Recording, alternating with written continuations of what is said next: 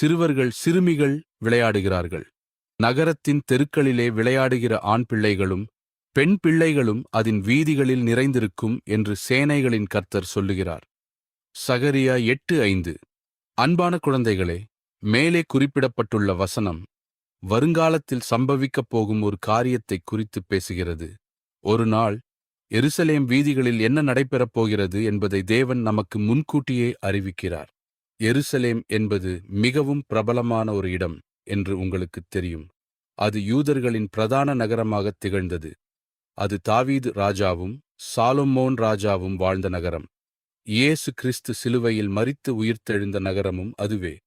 வேதாகமத்தை வாசிக்கிற ஆண் பிள்ளைகளும் பெண் பிள்ளைகளும் எருசலேமை குறித்து ஓரளவாவது அறிந்திருப்பார்கள். ஒரு காலத்தில் எருசலேம் மகா செல்வச் செழிப்புள்ள நகரமாக இருந்தது.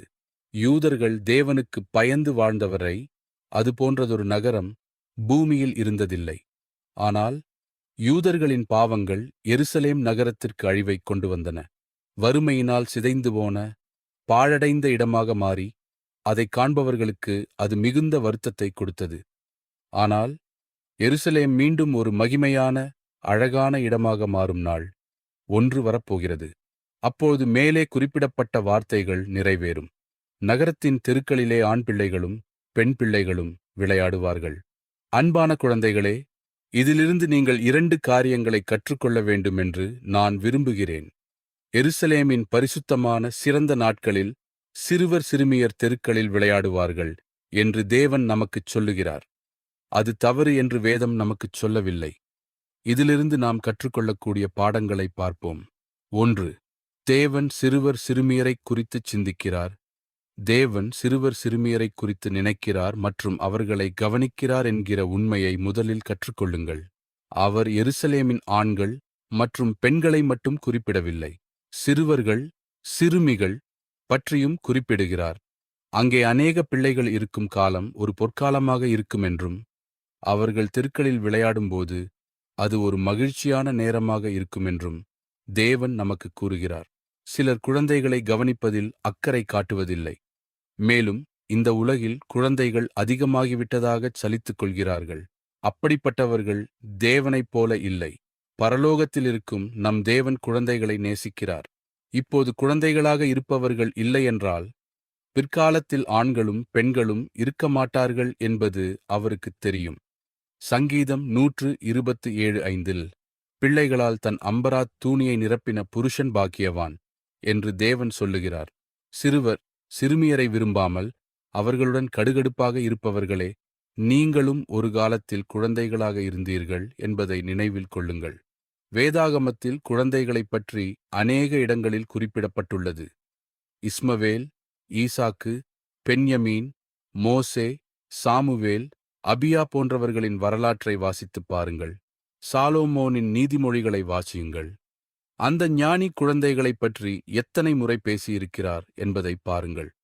சுவிசேஷப் பகுதிகளை வாசிக்கும் பொழுது இயேசு கிறிஸ்து எவ்வாறு சிறு குழந்தைகளை அரவணைத்து அவர்களை தமது கரங்களில் ஏந்தி ஆசீர்வதித்தார் என்பதை பாருங்கள். மார்க்கு 10:16. அப்போஸ்தலனாகிய பவுலின் நிருபங்களை வாசியுங்கள். அதில் குழந்தைகளை குறித்து அவர் எவ்வாறு கூறியுள்ளார் என்பதை பார்க்கலாம். இந்த காரியங்கள் அனைத்தும் நாம் கற்றுக்கொள்ளும்படியாகவே வேதத்தில் எழுதப்பட்டுள்ளன. அன்புள்ள குழந்தைகளே, இதையெல்லாம் நினைவில் வைத்துக் கொள்ளுங்கள். மறந்து விடாதீர்கள். தேவனைப் பற்றி சிந்திக்கத் தொடங்குவதற்கு நீங்கள் மிகவும் இளையவர்களாகவோ அல்லது சிறியவர்களாகவோ இல்லை. உங்களுக்கு குறும்பு செய்யும் வயதாகிவிட்டதா? அப்படியானால் நீங்கள் ஒழுக்கமாக இருக்க வேண்டிய வயதை அடைந்து விட்டீர்கள் என்பதை உறுதிப்படுத்திக் கொள்ளுங்கள். நீங்கள் பேசும் வயதாகிவிட்டதா? அப்படியானால் உங்கள் ஜெபங்களை சொல்லும் அளவிற்கு வளர்ந்து விட்டீர்கள் என்பதை உணருங்கள். கெட்ட வார்த்தைகளை கற்றுக்கொள்ளும் வயதாகிவிட்டதா? அப்படியானால் நீங்கள் வேத வசனங்களை கற்றுக்கொள்ளும் வயதை அடைந்து விட்டீர்கள். உங்கள் தாயை அறிந்து நேசிக்கும் வயதாகிவிட்டதா? அப்படியானால் நீங்கள் இயேசுவை அறிந்து நேசிக்கும் வயதாகிவிட்டது என்பதை உறுதிப்படுத்திக் கொள்ளுங்கள். நம்மைப் போன்ற பாவிகளை மீட்கவே இயேசு சிலுவையில் மரித்தார். சிறுவர் சிறுமிகளே, இந்த முதல் சிறந்த பாடத்தை நினைவில் கொள்ளுங்கள்.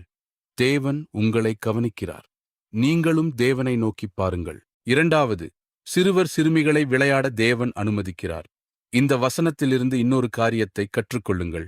சிறுவர் சிறுமிகள் விளையாட தேவன் அனுமதிக்கிறார்.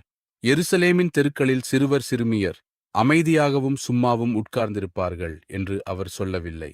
அவர்கள் விளையாடுவார்கள் என்றே கூறுகிறார். இதன் மூலம் விளையாடுவது தவறில்லை என்று நமக்கு கற்பிக்கிறார். குழந்தைகள் விளையாடவே கூடாது என்று சில நல்ல மனிதர்கள் நினைக்கிறார்கள். எல்லா விளையாட்டுகளும் பாவமானவை என்றும், சிறுவர் சிறுமியர் எப்போதும் மிகவும் தீவிரமான, கடுமையான தோற்றம் கொண்டவர்களாக இருக்க வேண்டும் என்றும், ஒருபோதும் சிரிக்கவோ அல்லது மகிழ்ச்சியாகவோ இருக்கக்கூடாது என்றும் அவர்கள் நமக்கு கூறுகிறார்கள். அவ்வாறு அவர்கள் சொன்னால் அது பெரிய தவறு. எருசலேமின் சிறந்த காலத்தில் சிறுவர் சிறுமியர் தெருக்களில் விளையாடுவார்கள் என்று தேவன் நமக்குச் சொல்லுகிறார். ஆகவே அளவோடு விளையாடுவது தவறாக இருக்க முடியாது. விளையாட்டு என்பது சிறுவர் சிறுமியரின் வயதுக்கு ஏற்றது. அவர்களால் எப்போதும் பாடங்களை கற்றுக்கொண்டோ அல்லது வேலை செய்து கொண்டோ இருக்க முடியாது. அதற்கு அவர்களின் மனம் போதுமான வலிமையை கொண்டிருக்காது. அவர்கள் பெரியவர்களைப் போல இல்லை. அவர்களுக்கு தினமும் சிறிது ஓய்வும் உடற்பயிற்சியும் தேவை. குழந்தைகள் ஆரோக்கியமாகவும் வலுவாகவும் வளர விளையாட்டு உதவுகிறது. அவர்கள் காலை முதல் இரவு வரை அசையாமல் அமர்ந்திருந்தாலோ அல்லது நின்று கொண்டிருந்தாலோ அவர்களின் உடல் நலம் குன்றிப்போகும். அவர்கள் வளரும்போது ஆரோக்கியமான ஆண்களாகவும் பெண்களாகவும் இருக்க வேண்டுமென்றால் இளம் வயதிலேயே அவர்களின் அனைத்து உறுப்புகளும் போதிய பயிற்சியை பெற வேண்டும். ஒரு குழந்தை விளையாடுவது என்பது இயல்பானது. விளையாட்டை விரும்பாத ஒரு சிறுவனோ சிறுமியோ ஆரோக்கியமாக இல்லை என்பதே அதன் அர்த்தம். விளையாட்டு குழந்தைகளுக்கு பொறுமையையும் ஏமாற்றங்களை சமாளிக்கவும் கற்றுக் கொடுக்கிறது. அவர்கள் எப்போதும் விளையாட்டில் வெற்றி பெற முடியாது, நினைத்தபடியே எல்லாம் நடக்காது என்பதையும் கற்றுக்கொள்கிறார்கள். விளையாட்டு அவர்களை சுறுசுறுப்பாகவும் ஆர்வமுள்ளவர்களாகவும் எதற்கும் தயாராகவும் ஆக்குகிறது. விழிப்போடு இல்லாவிட்டால் திறமையான விளையாட்டுகளில் வெற்றி பெற முடியாது. மாவீரன் டியூக் ஆஃப் வெலிங்டன் தான் வாட்டர்லூ போரில் 1815 வெற்றி பெறுவதற்கு ஈடன் கல்லூரியின் விளையாட்டு மைதானத்தில் கற்றுக்கொண்ட யுக்திகளே காரணம் என்று கூறினார். விளையாடி முடித்த பின்பு சிறுவர் சிறுமியர் நன்றாக கற்கவும் இது உதவுகிறது. நாள் முழுவதும் உட்கார்ந்து படித்து எழுதிக் கொண்டிருப்பவர்களைக் காட்டிலும் விளையாடுபவர்கள் பாடங்களை கூர்மையாகவும் விரைவாகவும் புத்திசாலித்தனமாகவும் கற்றுக்கொள்ளுகிறார்கள். மூளை, நரம்புகள் மற்றும் மனம் அனைத்தும் புத்துணர்ச்சி பெற விளையாட்டு சிறந்தது. எந்தவிதமான விளையாட்டும் சும்மா இருப்பதை விட சிறந்தது. சோம்பேறியின் மூளை சாத்தானின் பட்டறை என்பார்கள். பள்ளி முடிந்ததும் சிறுவர் சிறுமியருக்குச் சில நல்ல விளையாட்டுகள் இல்லையென்றால் அவர்கள் தேவையற்ற குறும்புத்தனங்களில் சிக்குவது உறுதி. அன்புள்ள குழந்தைகளே, நான் உங்கள் விளையாட்டுக்கு நண்பன் என்பதை நீங்கள் உணர்கிறீர்கள் என்று நம்புகிறேன். நான் அப்படியாக இருப்பதில் வெட்கப்படவில்லை. ஏனென்றால் தேவன் அதை அங்கீகரிக்கிறார் என்பதை நான் காண்கிறேன். பாவத்தை தவிர வேறெதையும் செய்ய தேவன் அனுமதிக்கிறார். அளவோடு விளையாடுவது பாவமல்ல. 3வது 4 ஆலோசனைகள். இந்த கட்டுரையை சிறுவர் சிறுமியருக்கு 4 ஆலோசனைகளை கூறி முடிக்க விரும்புகிறேன். நீங்கள் இதை பற்றி சிந்திப்பீர்கள், மறக்க மாட்டீர்கள் என்று நான் நம்புகிறேன். உங்கள் எல்லா விளையாட்டுகளிலும் தேவனின் கண்ணையும் காதையும் நினைவில் கொள்ளுங்கள். அவர் எல்லாவற்றையும் பார்க்கிறார், கேட்கிறார்.